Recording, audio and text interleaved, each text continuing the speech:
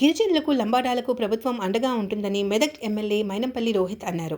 మెదక్ పట్టణంలో సేవాలాల్ జయంతి కార్యక్రమంలో మెదక్ ఎమ్మెల్యే మైనంపల్లి రోహిత్ పాల్గొని ప్రత్యేక పూజలు చేశారు. ఈ సందర్భంగా మెదక్ జిల్లా సభ్యులు మైనంపల్లి రోహిత్ మాట్లాడుతూ ఆదివాసులకు, గిరిజనులకు, లంబాడాలకు ఇందిరమ్మ రాజ్యంలోని ప్రభుత్వం అండగా ఉంటుందని, మెదక్ నియోజకవర్గంలోని తాండాలలో వివిధ రోడ్ల మరమ్మతుల కోసం 8 కోట్ల రూపాయలు ఖర్చు చేసి అభివృద్ధి పనులు చేశామన్నారు. మరింత గిరిజనులను, లంబాడాలను అభివృద్ధి కోసం పనిచేస్తున్నారన్నారు. ఈ కార్యక్రమంలో Medak RDO Ramadevi, municipal chairman Radhika Bhupathiraj, vice chairman Donthi Naresh Goud, గిరిజన సంక్షేమాధికారి నీలిమ, కల్కి మహారాజ్, భిక్షు మహారాజ్, కౌన్సిలర్ సంధ్య, చంద్రం, గోపాల్ నాయక్, కిషన్ దేవుల, హీరాలాల్, అశోక్, శ్రీను నాయక్, రవీందర్ తదితరులు పాల్గొన్నారు.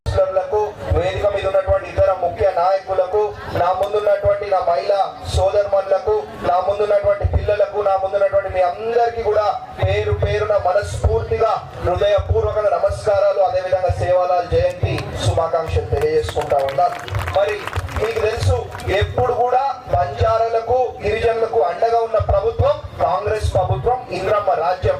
మనకి రిజర్వేషన్లు కూడా ఇంతకు ముందు మన ఇందిరాగాంధీ గారి కల్పించిన ఈ విషయం మీరు గుర్తుపెట్టుకోవాలని చెప్పి తెలియజేసుకుంటా ఉన్నా.